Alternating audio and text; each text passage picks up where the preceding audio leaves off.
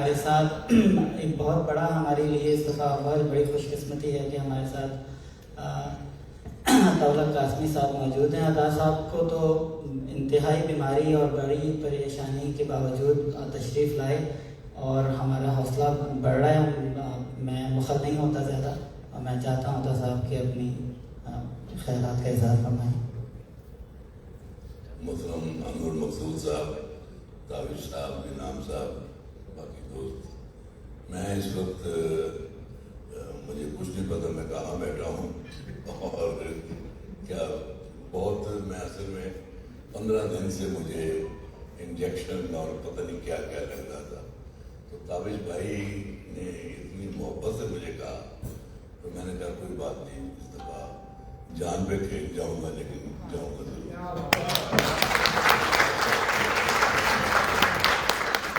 بات ایسی ہے جی کہ مجھے یاد ہے کہ ایک دفعہ ایک وفد تھا، ہم ایران گئے تو ہمیں اب فارسی مجھے تو اتنی آتی تھی جو چھٹی جماعت میں پڑھی تھی. تو فنگے تو لولاس یہ تو ہماری بندوق ہے. اس کے بعد ہماری فارسی ختم ہو جاتی تھی. ہمارے ساتھ ایک پروفیسر صاحب تھے تو کہنے لگے تو مسئلہ کوئی نہیں تھا، اردو تو میں آپ لوگوں کی وجہ سے بولتا ہوں، اصل جو میں بولتا ہوں وہ فارسی ہے. تو ہم مطمئن ہو گئے. تو اب ہم نے جانا کہیں تو ٹیکسی چاہیے تھی. ہم نے پروفیسر صاحب سے کہا پروفیسر آپ کی فارسی کی ضرورت پڑ گئی ہے. ہم نے کوئی بات نہیں. انہوں نے ایک گاڑی والے سے روکا ٹیکسی کو اور اس سے جو فارسی بولی وہ یہ تھی، آقا عزیز جاؤ اینی ٹرانسپورٹ اویلیبل.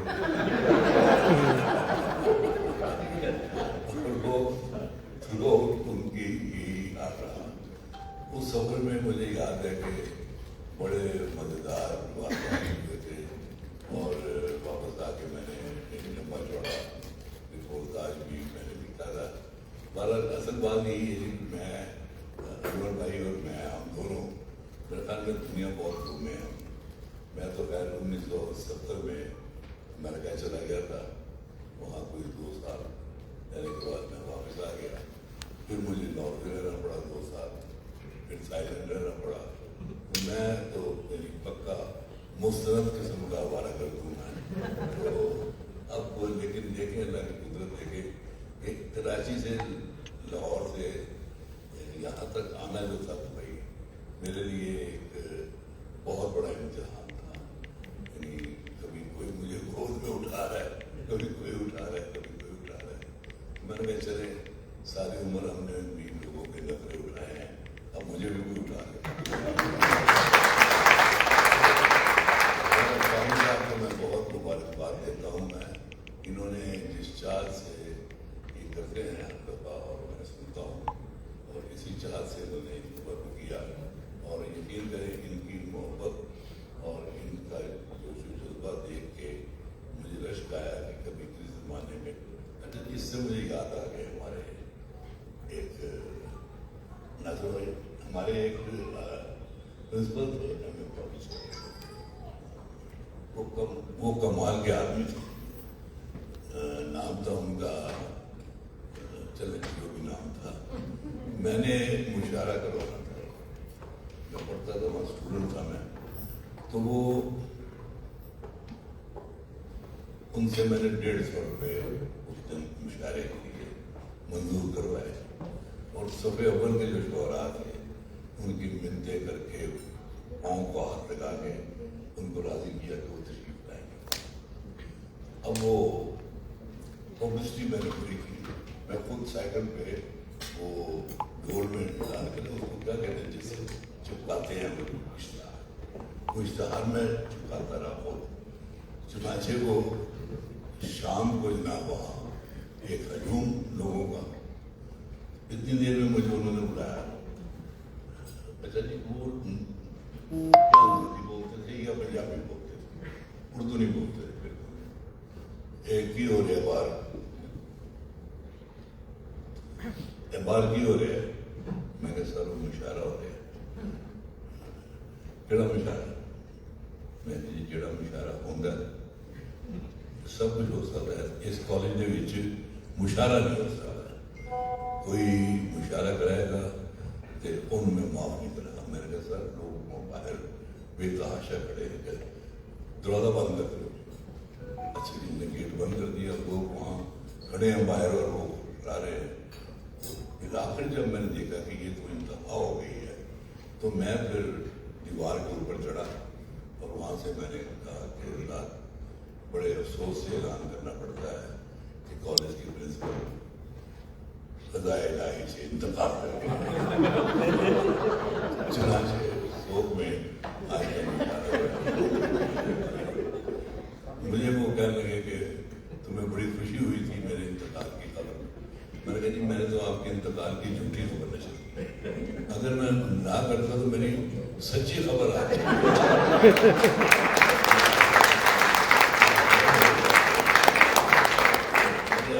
مجھے یاد رہی ایک بات, یہ مجھے خود بھی نہیں کبھی بھولتی. ہمارے میں وزیر آباد میں سب سے لوگ وزیر آباد آ گئے تھے, تو وہاں ایک مولوی صاحب تھے. ان کا کمال یہ تھا کہ وہ دکانوں کے اشتہارات وغیرہ اپنے جمعے کے خطبے میں بول جاتے تھے.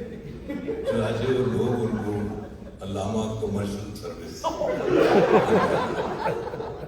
تو وہاں اس زمانے میں ایک فلم لگی اور مجھے اس کا نام نہیں یاد, بڑی زبردست فلم تھی, یکے والی.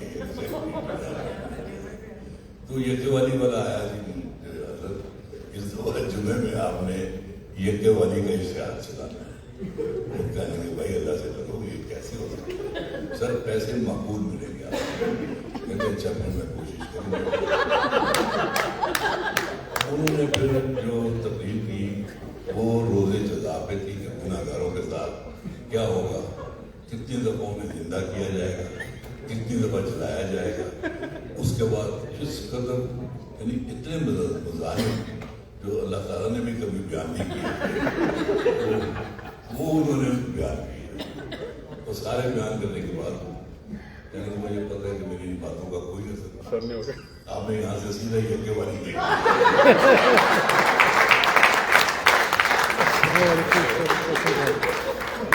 کیونکہ ہم نے سنا ہے اس میں حسن نذیر کے ناز بڑے اچھے, لالا نذیر کی ایکٹنگ بڑی اچھی کی, فائدہ میری اس طرح وہ بھی تھے. اصل میں اس طرح کے کردار پتہ نہیں کیا وجہ ہے میری زندگی مجھے ہی ملتی اور یہ میری اس طرح کے کرداروں سے میری ہی ملاقات ہوتی ہے. اور میں تو ہر دفعہ سچی بات یہ ہے کہ بہت انجوائے کرتا ہوں. ایک وزیر آباد میں نہایت منفی آدمی جی, وہ کیا کرتا تھا جب میٹرک کا رزلٹ آنا ہوتا تھا نا جی, اس کے بورڈ میں واقع تھے, وہ 2 دن پہلے جا کے صرف ان بچوں کا پتہ کرتا جو فیل ہو گئے. چنانچہ پھر صبح آنا ہے کہ رات کو کوئی 1-1:30 بجے کے قریب نکلتا تھا گھر سے, آواز دیتا تھا شیخ صاحب منڈا فیل ہو گیا جی. اندر پھر منڈے کی چنگاڑے,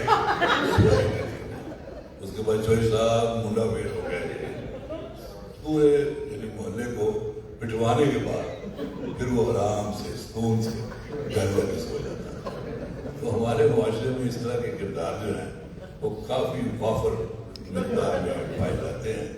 پتہ نہیں مجھے یہ کردار مددگار کیوں لگتے ہیں, یعنی یہ ان میں سے اکثر جو ہوتے ہیں ان کو میں, ایک اور ہوتے تھے صاحب, ان کو وہ بھی وزیر آباد میں تھے. وزیر آباد میں میرا بچپن گزرا تھا کوئی 5-6 سال. وہ آپ یقین کریں اتنی زور سے وہ خراٹے لیتے تھے کہ کیا طفیل ہوشیارپوری ملے. اچھا یہ مجھے یاد ہے طفیل ہوشیارپوری صاحب ہمارے شاعر تھے اور وہ بیٹھے بیٹھے سو جاتے تھے اور اتنے زور سے خراٹے لیتے تھے کہ ڈر کے ان کی آنکھ کھل جاتی تھی. وہ حتیٰ کہ ٹی وی کے مشاعرے میں بھی وہ سو جاتے. احسان دانی صاحب کے ساتھ میں بیٹھا ہوا تھا مشاعرے میں, تو طفیل صاحب منہ کا پورا کھلا ہوا اور احسان صاحب اللہ تعالیٰ ان کو مغفرت کرے، دیکھنے میں جتنے زندہ تھے بالکل اتنے زندہ نہیں تھے، انتہائی جی ندیم میں تھوڑا سا بزی ہوں، بعد میں بات کریں. میں ان کی صحبت میں رہا ہوں. یہی تو نے مجھے ایک اور بات یاد دلا دی ہے ہمارا. تو مجھے کہنے لگے دیکھو یہ کیسا لگ رہا ہے. میں نے کہا کیا لگ رہا ہے؟ ایسے نہیں لگتا جیسے کسی پیسے کو گولی لگی ہو.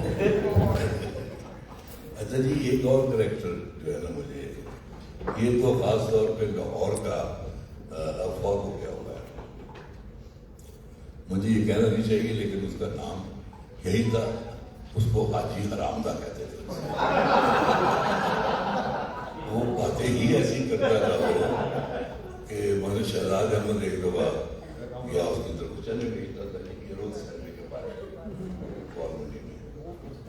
اس نے وہ ایک پلیٹ چنے کی اور وہ 2 روٹیاں کھائیں اور پیسے جب دینے لگا تو اس نے کہا جی کہ پیسے تو میں نہیں لوں گا.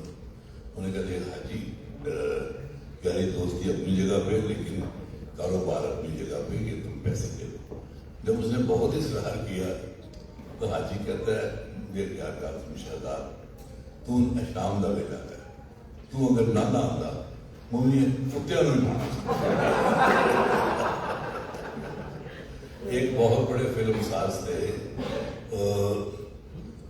ایک دن وہ آئے حاجی کے پاس اور ان کو یہ کسی نے کہا تھا کہ حاجی تم سے ناراض ہے. اچھا سر بڑے بڑے ادیب رائٹر سب اس کے دوست اس کی باتوں کی وجہ سے اس کے پاس آتے. تو وہ آیا تو اس نے کہا حاجی میں نے سنا ہے کہ تم مجھ سے ناراض ہو. کہتا نہیں جی میں آپ سے کیسے ناراض ہو سکتا ہوں؟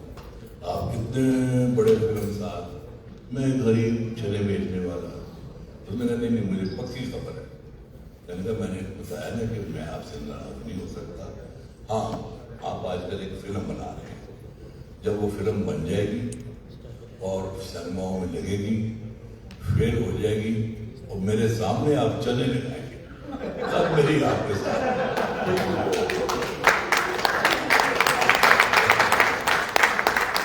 ایسے ایسے کمال کے کریکٹر جو ہیں ہمارے ارد گرد پانا چاہیے. ایک اور مجھے یاد آ گیا جی سیف الدین صاحب کا ایک دوست تھا، وہ بھی ترنگا جس کو کہتے ہیں جی پورا وہ تھا.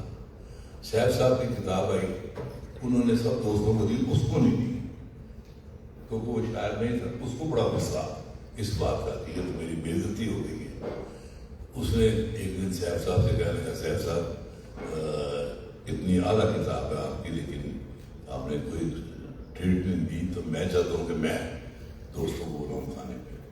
اس نے کہا ٹھیک ہے بلا لو. اس نے 20-25 لوگ کھانے پہ بلائے، بڑا عالی شان کھانا.